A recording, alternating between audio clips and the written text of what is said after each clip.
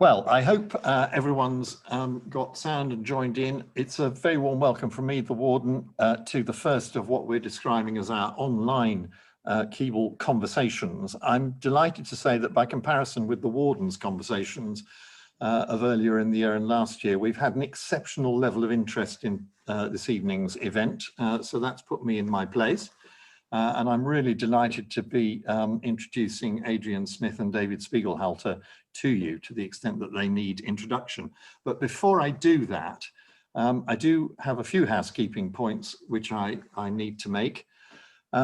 Adrian and David are going to have a conversation for about 30 minutes or so on communicating statistics in the age of COVID.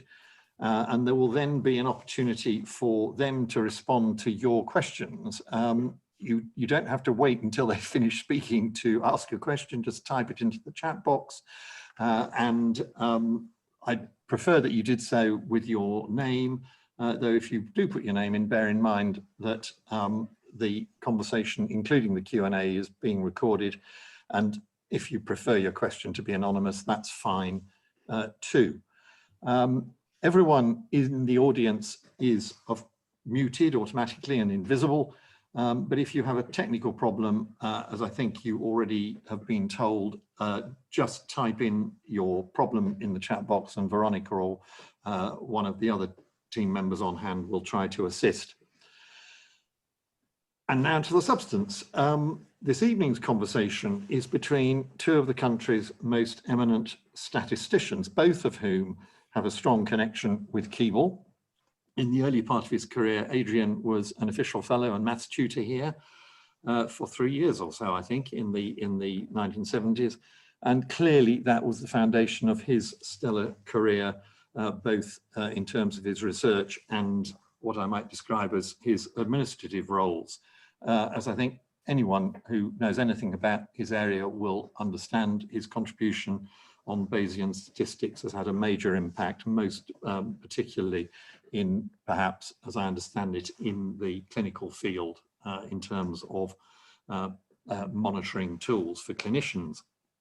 In administrative terms, I was first aware of his existence when he was Director General of Science and Research in what was then the Department of Innovation, Universities and Skills. A short-lived department, but I don't think that was anything to do with Adrian's contribution, which was much appreciated. He was then Vice Chancellor of the University of London, and most recently, in 2018, he became Director of the Alan Turing Institute. He carries the great distinction of being elected President of the Royal Society last year. David's rise to distinction is on one level more closely associated with Keble in the sense that he was an undergraduate here, taught for part of the time by Adrian before going on to UCL, where, as I understand it, he completed his PhD under Adrian's supervision. He too has had a career in which he's applied statistical methods in the medical field to great effect at the University of Nottingham, at the MRC Biostatics Unit at Cambridge, and as a consultant to pharmaceutical companies, governments, public inquiries, and so on. But I think his rise to prominence for many of us is associated with his appointment as the Winton Professor in the Public Understanding of Risk at Cambridge in 2012, since when he has become a frequent and much valued public commentator. Some of you may have seen his very engaging interview in the FT last month, in which he said, amongst other things, that he didn't think he was very clever. I think that is going to be comprehensively disproved this evening, even if we believe the words on the page when we read them. Thank you very much, and we look to pupil and former teacher engaging. I'm going to get off screen for a bit and let you talk. Adrian and David. Well, somebody has to go first, so I'll do the bits that you possibly omitted, Jonathan. You omitted to say we're both Devonians. Unfortunately, David's from the north and I'm from the south. But the connectivity between us and the intellectual stuff we will try and talk about actually, of course, did start at Keble. I, for my sins, did mathematics in Cambridge. and postgraduate work at UCL. And then I was the first statistician to be appointed to the Mathematics Institute in Oxford. Statistics a bit below the salt compared with hundreds of years of algebra and geometry. And as Jonathan said, I became the maths fellow at Keble, turned up, and in came 6 18-year-olds expecting me to educate them, and David was one. So we can track some of the stuff we did together after that, but the theme, I think, that runs through this is when David did his mathematics degree, when I did my mathematics degree, statistics in all its glory, you know, really making sense of the world around us through data and evidence, did not feature much in our undergraduate degrees. Both of us went on to do master's courses, PhDs, and the rest. So one of the things I'm sure will pervade our conversation is the total transformation that almost everything we talk about every time Dave's on the radio, it is all to do with data and interpreting data, making sense of data, communicating data. So I think that's our theme for the evening. Your turn, David. Yeah, okay. No, I got to mention the fact that I did arrive when I was a callow 18-year-old to meet this youthful, young fellow who took charge of me and my mathematical colleagues, who I'm still in touch with, and some of them are listening now. And it is, I mean, as you can tell, it's hugely influential on me. I came to do maths, and I like the pure maths. And Adrian was teaching us pure maths, for heaven's sakes. Anyway, but he was great, and I really enjoyed it. But to be honest, by halfway through the second year, the pure maths, although I liked it, it just got too difficult for me. And that's, I just banged my head on the ceiling of competence in pure maths. And but Adrian was doing the statistics stuff, and I started then doing the stats courses, and it really is awful. They were highly mathematical. They didn't have any feel. It wasn't even nice maths, and it didn't have had any relevance to the real world. And so I think I would have given up if it wasn't for Adrian communicating his enormous enthusiasm for the underlying ideas behind statistics. And I got to ask him, what were you doing translating Dave Finetti's book on Bayesian statistics? Why were you doing that at the time? Because that's been immensely important in my life and my work, was your enthusiasm for Bayesian ideas about probability. So for the non-conoscenti who are out there, explain it. In one sense, statistics, making sense of data, but there are lots of different views as to how you should do that. Let's invent pretty formulae and see how they work, and then if they don't work, we'll do something else. And a whole set of philosophers, back to Laplace, if you like, including the old Archbishop of Canterbury's brother, Frank Plumpton Ramsey, who we all refer to as the Ramsey, and this Italian called Dave Finetti, who had a simple proposition that there are things you know, there are things you don't know. And what you'd like to do is quantify your uncertainty about the things you don't know in the light of the things you do know. And all Bayesian statistics is a simple little formula that tells you how to do that. So I'm struck by its simplicity. Back in the late 60s, early 70s, believe it or not, this thing is now firmly embedded as part and parcel of techniques for looking at data. There were about 3 of us in the UK who thought this was the way to look at the world. So, of course, I was interested in influencing these clever young people to believe what I believed. And the guy who wrote most extensively about it was an Italian called Dave Finetti, but he wrote it all in Italian. And I didn't speak Italian. I spent 2 years giving up on my social life, sitting, in a bedroom with a dictionary translating this stuff. But I hope it had some impact further on. But it's about quantifying uncertainty, and a lot of it is to do with the fact you're doing that is because you're going to make decisions, and those decisions are going to affect people's lives. And I think the next bit, David, is probably when we came into contact with the Royal College of Physicians, who had fellows who thought that doctors really needed to get hold of this stuff and use data in a more systematic way. I think that's where we began this transition. Yeah, the point is that, I mean, okay, technical phrase, epistemic uncertainty. The idea of Bayesian thinking about probability is that it can be applied to just things you don't know, things you're ignorant about, rather than just, you know, what will the dice be or what will the coin be, and, you know, future random events. Nothing to do with randomness, just what you don't know. And so, in fact, my first postdoc job really was, again, with Adrian back in Nottingham, working for the Royal College of Physicians with a bizarre group of people who were really concerned with computer-aided diagnosis. And this was, you know, when late 70s. Yeah. So this is, I mean, a pre-AI, well, people talked about AI because that's been going on for ages, but these were people who really were doing it on big old computers, typing in symptoms and coming out with probabilities that this person would have a particular disease. We even had computer interviewing of the patients, which then spat out probabilities that people have diseases. And that's the idea that why that is Bayesian is it's giving a probability to something that they've either got the disease or you don't, or not. There's no randomness there. It's just that you don't know. And that's what Bayesian probability does. It applies to those situations just as much as random events. And I should just, as Adrian was saying, that this at the time was very novel and controversial and lots of arguments and things like that.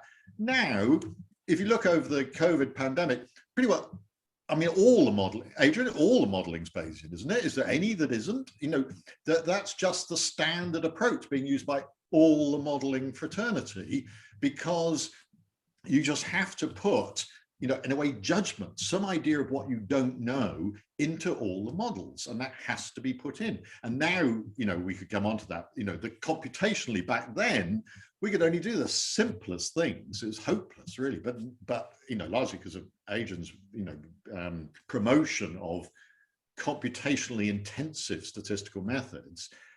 Now we can do all this stuff.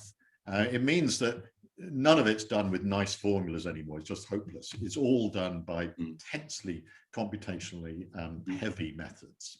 But it was quite interesting in trying to sell this stuff. And let's be frank, there's, you know, it's a selling job intellectually. People started calling these things expert systems, because that sounded great. Who would want to challenge an expert, right? So AI mucking about with data science had lots of different names over time, but expert system. And David developed this one, which was to do, I think it's the analysis of dyspepsia. You've got rumbling stuff in your gut. What's wrong with you? And it would do the differential diagnosis, you know, as a duodenal ulcer, and that probabilistically. And we took it to the British Association meeting in Salford. Do you remember this? Yeah. And people, we advertised it, and people queued around the block to come in and type up their symptoms to know what was wrong with them. So you got the impression that half the population of Salford was suffering from gut ache. Those systems are very good, and we were doing that in the late 70s, and that, it really irritates me when people come up now and say, oh, we've got this wonderful system, it'll diagnose your condition and things like that, and think, well, hang on, this was pretty bread and butter stuff 40 years ago. But the next stage was that there was, you know, in a way, it started a bit of an argument, well, more than a bit of an argument, a huge argument between the people who came at this approach from a statistical point of view, who wanted to use probability, who really believed in that, and many people from the computer science point of view, who thought, oh, you can't use probability in these systems. We have to use some other ad hoc method, you know, certainty factors or something like that. I remember Adrian saying in a lovely public debate, a lot of ad hoc mumbo jumbo in terms of what people who worked in AI at the time were doing.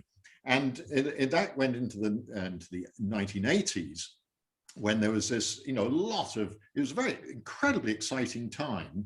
And essentially, we won. the sort of Bayesian approach, it just won, you know, and now that's what's in all the, good AI. We'll be producing good probabilities. It won't be dealing with some ad hoc way of handling uncertainty. It deals with probability. So we've kind of transitioned over time with a lot of effort and a lot of abuse, it has to be said, into getting these ideas accepted, but accepted by whom? So in a techie sense, we kind of know what to do. We know how to make the world a better place. But there are these awkward people, human beings, floating around. So, you know, we can't just, in a techie way, take data, do something clever with it and run the world. There's a huge sort of social behavioral dialogue element to this. The awareness, how people are scared of people using their data. Funnily enough, they're scared of the NHS using their data, but not scared of Google using their data. So there's quite an interesting public debate, public awareness, communication set of issues around the public understanding of this stuff. So I've transitioned into running this Turing Institute, which is the Data Science and AI Algorithm Institute. And of course, you remember all the junk last summer or whenever it was about algorithms and adjusting for educational outcomes, which sort of gave algorithms a bad name. But the horror bit of it is that the public comes to think that there are these black box statistical computation things that are going to run their life. We may have the counter reaction that we had with GM crops and MMR vaccines. So there is a huge thing about public understanding and public awareness. Enter onto the stage David, who has commanded the stage on this for the last few years. Back to you. I don't know about commander, but it is unbelievably important. We come onto this thing of trust and trustworthiness. I mean, I suppose this is where I've transitioned from, being a kind of actually doing some of the stats to more talking about how it's used in society, in particular the communication. And I've got obsessed with this idea of trustworthiness. And this is because of Nora O'Neill. You know, she did these Lureith lectures on trust years ago and wrote this small book, which is just the most brilliant stuff ever.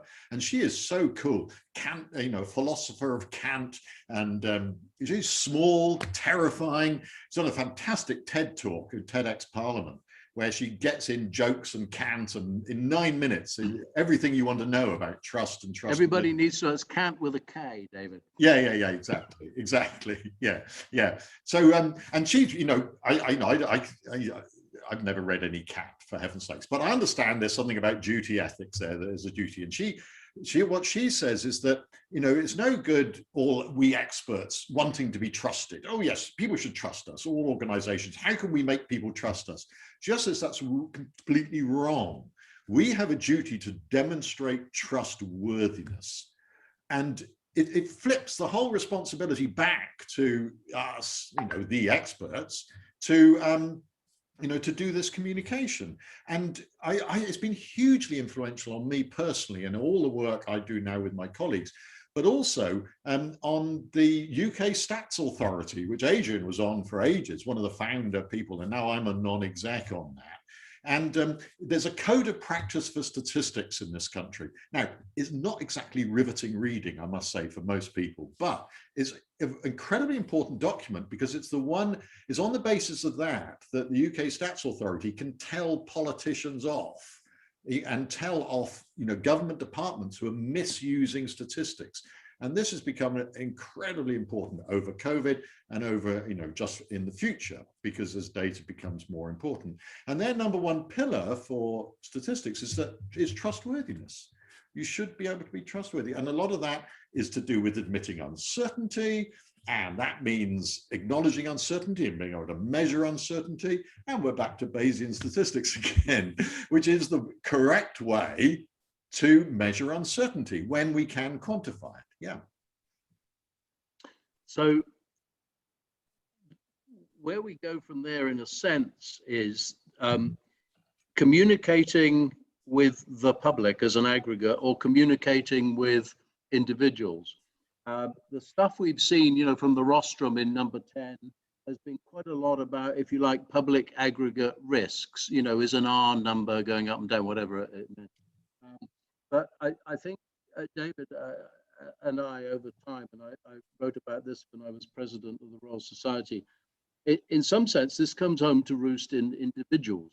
What does it mean to me?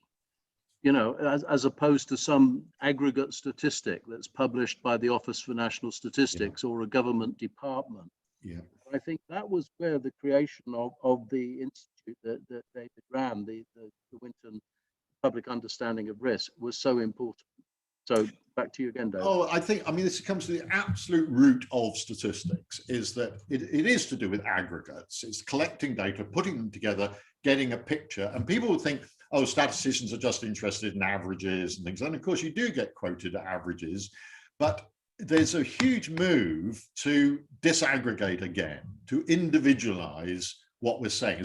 I mean, coming back to this thing of, people saying, GDP, and telling everyone, oh, immigration's good for GDP. And then, that somebody saying in an audience, oh, that's your GDP, it's not my GDP. Just so it's showing that things can influence people in different ways around the country. And there's a massive agenda now, I suppose you could link it with leveling up or whatever you want to call it, but to do with not just quoting averages and assuming somehow they apply to everybody. Yeah. And so that's, as a sort of ethical or political point, that's important. As a statistical point, it's challenging, because it means that now we have to personalize or stratify in some way anything we say. And we started doing that back in the 1970s with this computer-aided diagnosis, where people typing in their guts, what was wrong with their guts.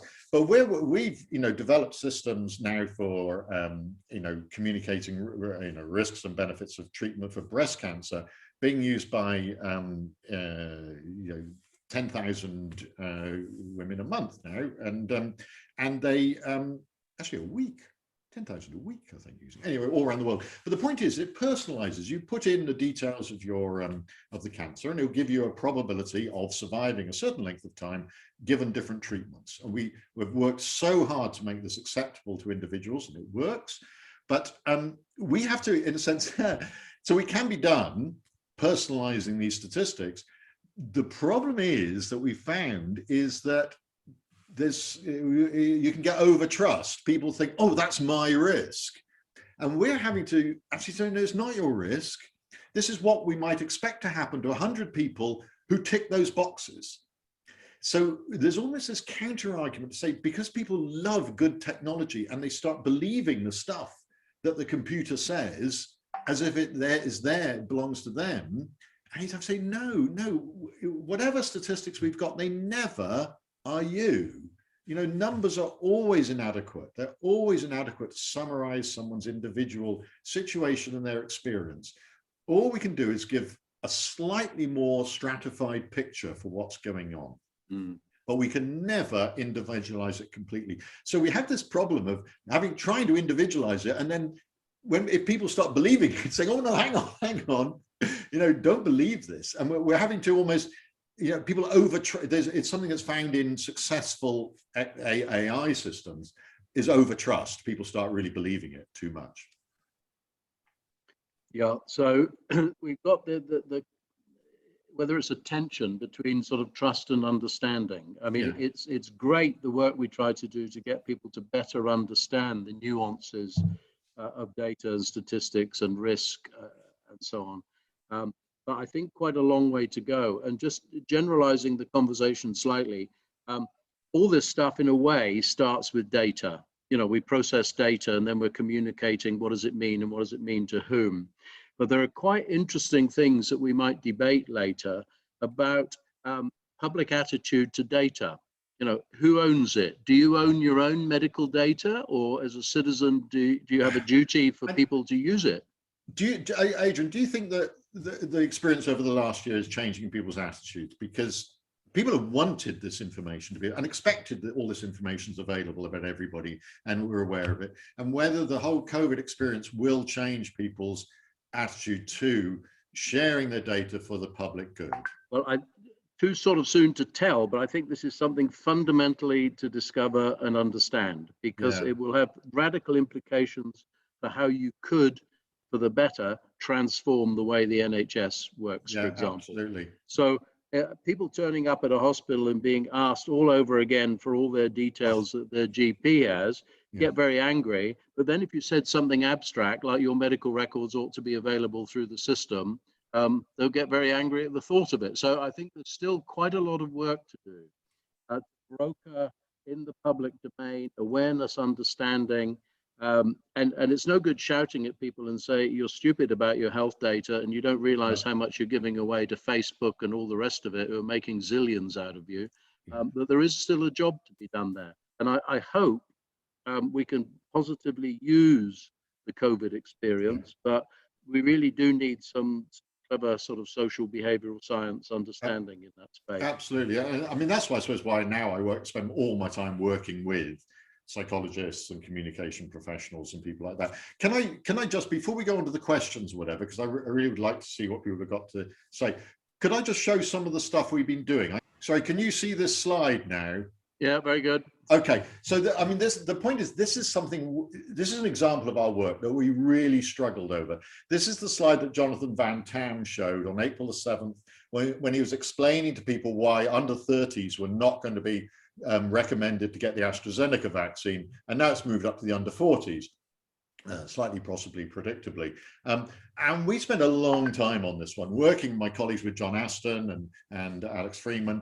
And it is this issue of taking, rather than just quoting broad numbers of, well, the vaccine's good for people and some people get side effects, to stratify it to finer groups. And all we did it was by age group, because age for COVID is so massively important. And the other aspect is, I think, in good public communication is to emphasize that there's always benefits and harms, winners and losers. There's, no treatment, is without possible harms and so on. And so we deliberately put the benefits on one side, the potential harms on another.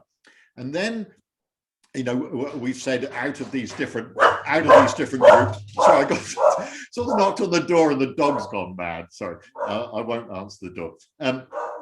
For these different age groups, what are the benefits? Well, shush. First of all, the benefits were in terms of, we wanted something similar to these nasty blood clots. So again, an act of imagination, just think we'll use ICU admissions because they're bad. And to show on the left shows the enormous gradient on how older people are at so much higher risk than younger people. God, sorry, I'm the only one in the house and someone's knocking on the door and the dog's barking. What a nightmare. This never happens to David Attenborough. So I might have to go and answer. No, I'm going to carry on. It would at least be a tiger, David, rather than a dog. I know you're so excited about it all. Okay, so and on the right-hand side is the harms, these blood clots, which get worse as you get younger. So at some point, the balance tips in favor of not having that vaccine, and that was decided for the under 30-year-olds. But there's so much information you're trying to choose to put on. And the crucial thing about this is that even this, and we worked very hard at it, would not have worked if it wasn't for someone, a trusted individual like Jonathan Van Tam, going through it steadily, slowly, and treating the audience with respect. He assumed that everyone watching television, and there were a lot of people watching it, could understand this. And it's a very complex graphic. And he didn't patronize them. He went through it bit by bit, and it was very popular. So it just sort of convinced me of the value of, in a way, trying to personalize the statistics, but then really trying to work hard in how you do the communication. Yeah, there are serious issues around who does the communication. As David's just said, you've got a figure that somehow people have come to trust. Anecdotally, at the other end of the scale, many years ago, when Charles Clarke was Home Secretary, he had found that although crime levels were going down, nobody believed it.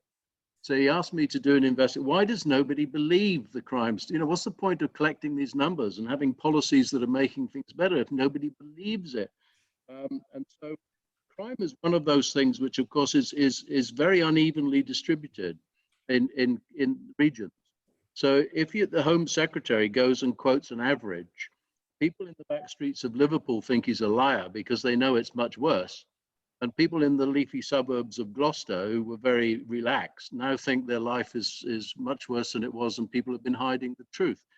So that kind of, after that, the Home Office gave up being the reporters of the numbers and gave it to the Office for National Statistics to do it as independent experts. So there is an absolutely crucial thing of who's doing, not just what's being communicated and are we doing it cleverly, but who communicates it. Yeah, And David has I've no idea how he achieved it, got that kind of status now on the Today program, where if you want somebody to trust, David appears. yeah, but it's tied up. Adrian, how much were you involved in the whole thing of the Statistics Act and the setting up of the UK Stats Authority? Because, as I said, now I'm a non-exec on that, and I mean, I have to say, I'm really proud of being part of an organisation, because the crucial thing, I mean, as you can explain it better, but my understanding is that the crucial thing is that act that was set up, separated the control of the statistics in this country from a ministerial control. Yeah, I was once upon a time, some of us were president of the Royal Statistical Society, and I did have a lot of leverage and influence in that capacity. So I think that absolutely changed. I mean, if you do now public surveys, the Office for National Statistics is a really trusted entity. Yeah. You know, in a world where the silly stuff is, you know, damn lies and statistics, we've achieved something in this country that the official bodies are really trusted with numbers. Yeah, because they're independent, they can say what they want, and there's many ways in which they do that. First of all, they actually tell off. You know, the UK Stats Authority tells off politicians publicly for misusing statistics, and gets Matt Hancock Fury got very upset about this, which is great. And but also that they act independently, and so they don't have to check everything they say with, you know, there's not SPADs in there controlling what they're saying, and their communication is done by the people who actually do the statistics, go on the media to you know, and go on Jeremy Vine and the Today program and things like that. The people are actually doing it. And they interact with the academic world using enormously sophisticated methods now. So, you know, I would say this, wouldn't I? Because now I'm part of this organization. But I am interested to hear about how it was set up, because you realize it was Jack Straw, wasn't it, that put the bill through? Yeah. So that, you know, a bit of legislation becomes so important when it assures the independence of, you know, something like... Well, that my anecdote about crime statistics in the Home Office, it became clear to everybody that nobody is ever going to believe it if the politician gives the numbers. And that was one of the things that influenced a lot of people to set up the independent agency. Yeah, I mean, and I guess if we get back to COVID, the thing, you know, I've been ranting on this, you know, publicly, is, you know, some of the briefings have just been awful, and the move towards, you know, the briefings becoming increasingly kind of presidential, because the ones that I find far more plausible is when it's just the scientists there, because the trust surveys that have been done show that the trust in the science has held up massively over the last year, whereas trust in government has dropped. And because, you know, basically, I think Patrick Vallance and Chris Whitty and Jonathan Van Tam and people like that have done a very good job, and people appreciate them just talking to them. And it's best done when they're on their own and they're not surrounded by politicians. So it's something I've been going on about the whole time, is if only so much more of the communication was separate from the politicians, and actually the scientists could just talk directly and talk directly to the audience, because they're good at explaining it. I think that might be a point to hand back to you, Jonathan. Well, I was absolutely going to come in at that point, because there is one question which goes to a different aspect of what you've just been talking about. Okay, the expert and the politician, but as we all know, there is somebody called the policymaker, who in many aspects of public policy and government sits between the minister and the expert. Experts, I was told as a young man in the civil service, should always be on tap, but never on top. Now, I'm not promoting that view, don't misunderstand me, but there's a huge need to improve data understanding, isn't there? Yeah. No, I mean, there's some very exciting initiatives going on. In last autumn, I actually went down to number 10. It's so exciting. I met the cat and everything. And into number 10 to film a series of data masterclasses, which the number 10 data science unit, fantastic stuff, put a dashboard. You know, Boris has got a dashboard on his desk. It's really working well. And they set up this data masterclass for very senior civil servants. And put it up on Future Learners of MOOC, and Michael Gove was one of the first people to do it, apparently. So I did a little film for that, but it's very exciting. I mean, where maybe this Adrian, I'm not sure how strongly a certain D. Cummings had in influencing this, but in any case, whatever the reason for it, I think it's a tremendous initiative because it's for training the most senior policy advisors in not to do the data analysis, because data literacy is not just about doing it. It's about appreciating its strengths and its limitations. And the crucial thing, I think, is not to be taken in by a whole lot of puff about how AI is going to solve all your problems or anything like that, because it won't, or except in some certain situations. So I think there is the beginnings potentially, optimistically, of a culture change. I think there are a lot of people, including politicians, sex, and those of us who hammer on the door with different hats on, that the potential for proper use of data and the kind of things we've been talking about to totally transform the quality of policy making and monitoring and implementation. Revolutionizing. I mean, the NHS would be a primary example, of course. If we digitized and we had electronic patient records for everybody, the kind of stuff David and I know how to do, let alone the other army of kind of statisticians and data analysts, you could totally transform the quality of healthcare, efficiency, price, you name it. There is such exciting work going on now, and COVID has accelerated this enormously. I can just point to one thing. Ben Goldacre's group in Oxford, the Open Safely collaboration, can get into because the one bit of the NHS that has been, or the health service, not the NHS, been fantastically computerized for years is general practice. But unfortunately with a mix of commercial systems. But they've worked out a way of getting into 17 million medical records of GP records and analyzing them without ever taking the data out of the system. They go in and have got all the security and the anonymity assured in that way, because data never comes out of that protected system. Everything's done inside in a reproducible way. And they're producing extraordinary insights from that. So, it really is such an exciting time. And the fact that, COVID has brought together, emphasized the need to synthesize data from multiple sources, I think has been a huge influence on, say, both politicians and policymakers at a high level, who tend, of course, to come from a non-scientific and certainly non-statistical background. And so I think need, showing, they're extraordinarily talented and bright people, what the power of data and what it can do. And there's, ideas of this, an integrated data platform now being developed where, within government of being able to bring in data from a large number of different sources and to solve particular problems, merging it together and then be able to present it to people in an attractive way that enables them to understand what's going on, as we've all got used to by the actual very good coronavirus dashboard that is updated at 4 o'clock every afternoon.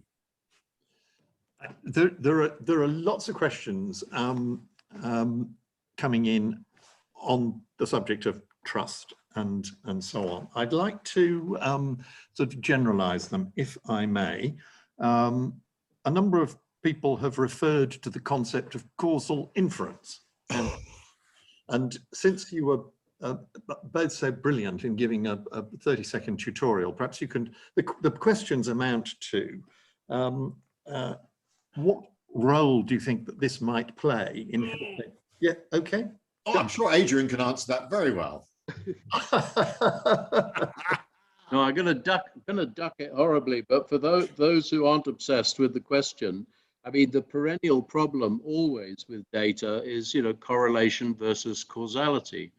Things being linked. If you plot one against the other, it looks as though it's very related, but is one causing the other or whatever? So there is old-fashioned statistics used to produce correlations. There is now a dynamic and a need to see if we can get beyond that into causalities. This is ongoing and difficult research. Let me just give you a silly one that I think Turing has just signed up big grant today. Comorbidity. When you get older, you don't have something wrong with you. You've got many things wrong with you, right? Simplest thing might be to say, you go to the doctor and you say, I'm depressed and I've got backache. Well, have you got backache because you're depressed, or does backache, make you depressed? Because if you treat the wrong one, then 50% maybe of all the money spent on treatments in that thing is wasted. So how do you unpick directions of causality from the fact that if people are depressed, there's a high correlation with getting something else as well? So it's a very, very important research area, and goes beyond, as I say, what used to be traditional handle-turning statistics, which just says these two things are related. Yeah. If you're going to unpick, do you treat the backache or do you treat the depression? You've got to get into something more causal. Yeah, but statisticians have always been a bit cautious about, causation, except if there's been a proper experiment, a randomized experiment of the sort we seem to be so unbelievably successful during the COVID pandemic in terms of the recovery trials showing that treatments, like dexamethasone, a cheap steroid, has saved 1 million lives worldwide or whatever, and in terms of the vaccine efficacy trials as well. So that's what statisticians want to fall back on, is to do randomized experiments. And there should have been so many more randomized experiments during this pandemic. Why wasn't test and trace randomizing as to different ways to follow people up, to reward people for shielding, for isolating, for checking tests for people to isolate and let them out early? Why weren't we experimenting all the time? Why are we spending millions of pounds without evaluating properly the policies that are enacted? So it's just statisticians have been banging on about this for a year, and where it has been done, it's been massively successful. Why isn't this done more routinely? So I suppose that I'm like a lot of the statistical world, which is fascinated by the new technology of trying to extract causation from observational data, but very, very cautious to early days. Sorry, early days. Yeah, there's a lot of, and again, it's just like AI.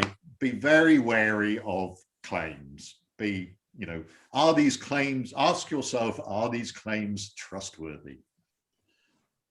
David, you've just taken us into the territory of another question. You're asked both to take yourselves a year hence, and the COVID inquiry has been established. Yeah. And what are the 3 big points you'd like to land? I don't mean here by way of course, asking you to lay political blame and so on, but in terms of improving our approach to the handling of such crises.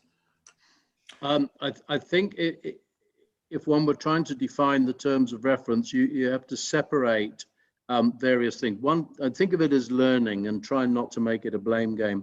One of the big learnings was the shambolic state of data, availability of data, access to data, timeliness of data, who owned it, and there are a load of techie stuff about the platforms they're on and who could get hold of it. So from a rather techie point of view, there are some major learnings in that space. If you then get into scientific advice, a lot of it necessarily because you didn't have, you're moving fast, limited data. There are uncertainty bounds on any advice that was being given. And that goes back to your on tap, but not on top. I mean, the limit you can then do as a scientist is give those probabilities, but then it's a political judgment.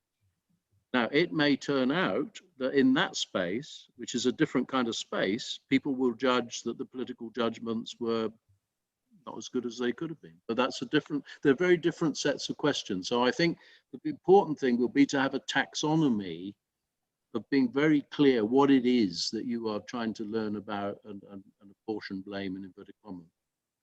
Yeah, I know, but the data issue is not just a techie one, because government departments, they're like that with, oh, it's our data and we're not going to let it out. And, I've just heard so much about the turf wars between it's our data and whose data is it. And this has to be absolutely cleared up, and not just because for the pandemic, just for the future efficiency, for how things are understood, just to understand what's going on. We've got to be able to bring data together from multiple sources and merge it. And we've got to get out of this, it's my data way of thinking about it. So the three issues I guess I would want, is the great importance of data, the need for experimentation, in policy, and that's so vital. And there's a third one, and I've forgotten what it was.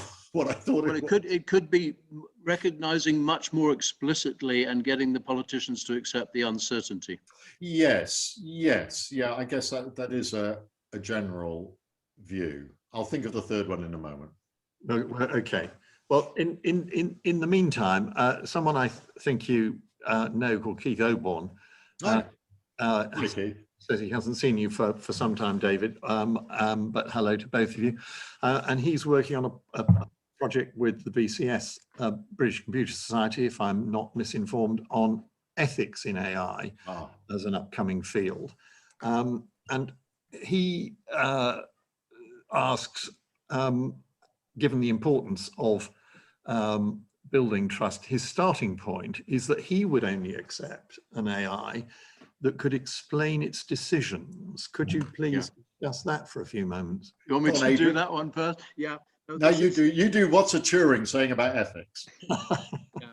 So Turing, the Turing Institute, National Institute of Data Science and AI, the whole thing about safe and ethical is embedded in everything we do. The simple thing is you take data, you do clever things, but where did the data come from? Who collected the data? Who chose what they put in the database?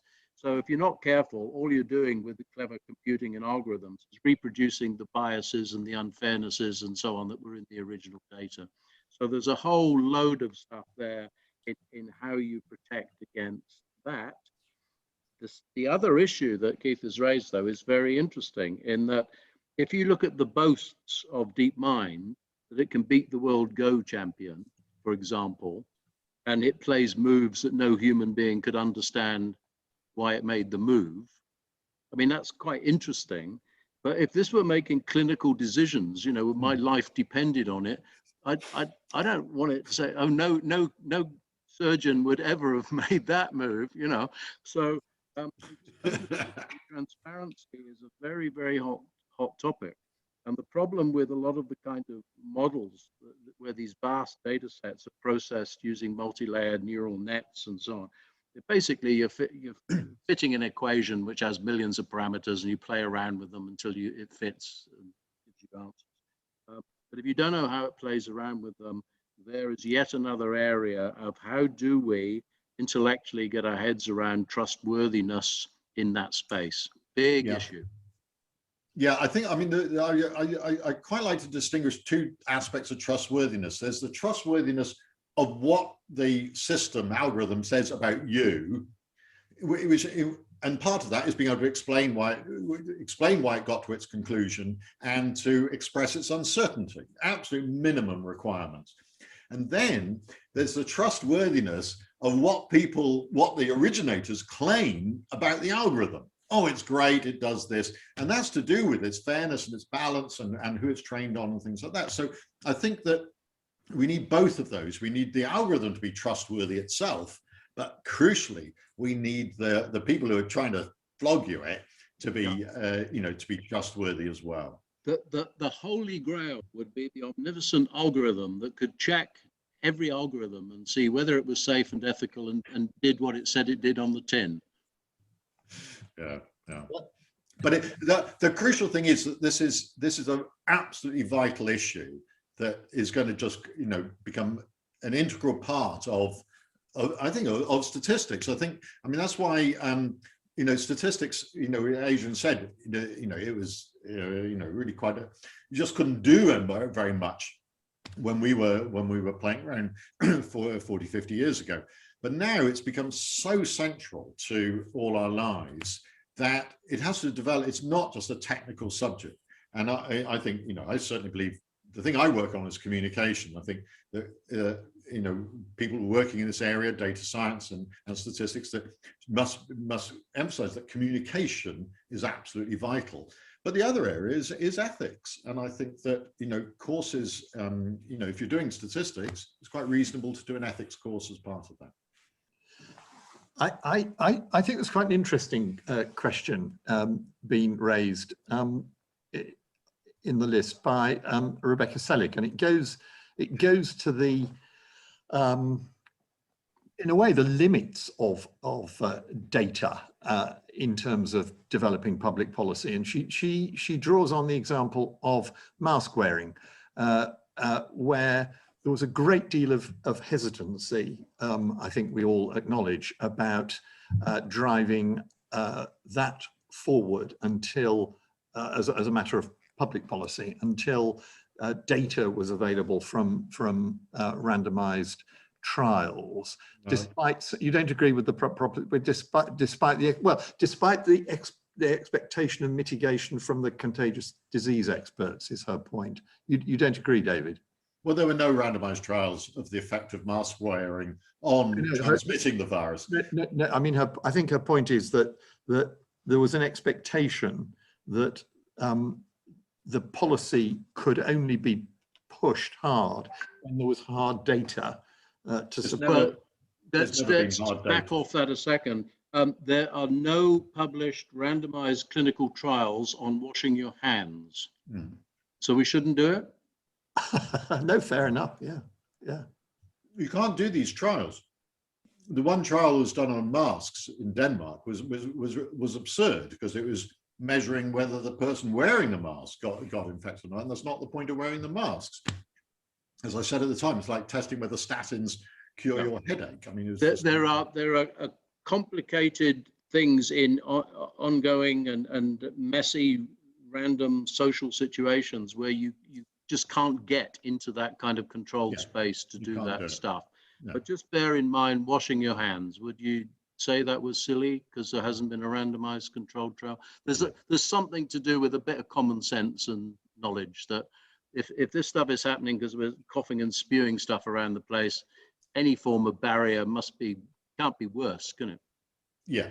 So I mean, it's not, again, I promote the idea of randomized studies, of course, when you can. I mean, but some situations you can't do them. But there are situations where you can do them and you should do them. So you have to identify those. What about I think you touched on this in your opening remarks, but there's a question about essentially how the UK stands in terms of the integrity of its production of data by comparison internationally. Ooh. So we have to unpick the question slightly. Production. Let's say if we're going to get much more interested in regional policy and leveling up, it may be that the UK historically didn't collect data at the right micro levels regionally. So you could say we were bad at producing that data.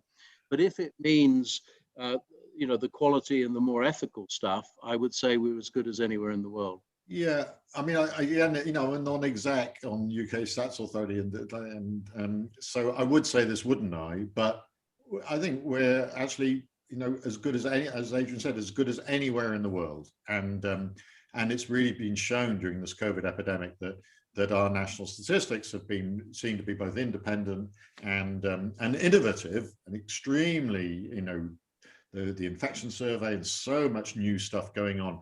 No, we are the envy of the world, and we could always improve.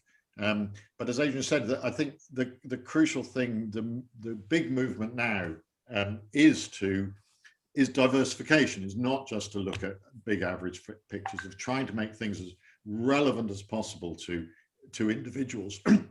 because we've seen during this year the staggering appetite of people for data about their personal circumstances, and that should be available to people, and they should feel that what's been collected feeds back to them and is important to them. I mean, the census, let's say, boring old census done every 10 years, 97.2% latest response rate on the census, bigger than projected and expected, whatever. Huge enthusiasm for the census because it's important. We don't even know what the population is in this country. Well, we will now. We should have a good idea, but we haven't up to now. That's why when you look at, if you go on the NHS vaccination app, site, you'll realize that more than 100% of people aged between 70 and 79 have been vaccinated because they've vaccinated more people than they thought were there. Okay, we're coming to use that horrible American phrase, which I loathe. We're coming towards the top of the hour. Are there other, before I choose one last question, are there any final points you'd like to make? Particularly, I would ask in terms of this question of building public trust and understanding. I mean, Adrian and David, you touched on this as well, but the issue of how much we're prepared to allow the global giants like Facebook to take from our data, but when it comes to medical data, we're much more cautious. I guess, whilst that's a fairly obvious contrast, a question put to you by Tony Lloyd is, there are nevertheless problems of data anonymization and the Hippocratic Oath, which have to be accommodated. Yeah. Comments? Oh, we can do all that stuff, I think. And I think we can make stuff safe and secure, and so people won't be able to dive in and find out someone's medical records. As I explained earlier, people have shown how to do this. Yeah. You can do this stuff. You can do it all in the cloud. You can do it away. You don't have to download this stuff in some spreadsheet onto your computer. Yeah. So separating done remotely. Technologically, we can crack it, but there remains then the communication and the handling of awareness and suspicion and so on. Yeah, exactly. And I suppose that's why I'd like to make an appeal to, we as, ex-Oxbridge, experts and eminent people and all this sort of stuff, is that it's something I've been banging on about, that, I do feel as professionals, as experts, we are trusted, amazingly, we are. And therefore, I think we really have a duty to, to get out there and put our heads up above the parapet and to talk to people, but in a trustworthy way, not to have an agenda to be telling people what they should do, but just informing people and helping them make decisions and understand how the world works. Yeah. I really feel that is an honorable role for everybody to take, to just try to raise the level of understanding, the level of debate. And it's something I've done a lot of media stuff over the last year. And I've found over the time that things have changed. At the beginning, they were trying to tell you, who's to blame and what's wrong and this sort of stuff. And it stopped because the media realized that actually their audiences just like having things explained to them. They really love that. And so I do feel that, we as experts should have a bigger role in, I don't like education because it sounds so patronizing, but just empowering people to make better decisions by understanding the world better. Rather than trying to tell them what to do, stop wagging our fingers and actually just treat people as intelligent adults and help them make their decisions. Well, I think, having heard from the warden's lodgings in Keble, the clock strike the hour, that's an extremely good note to end on. But I have to say, I've got one final question for Adrian, which is, do you think he's deserved that PhD you helped him to get? Well, it was hard work at the time, but I guess it paid off. Thank you both very, very much indeed. A lot of fascinating ground covered, and I'm sure everybody is really grateful to you both. Thank you.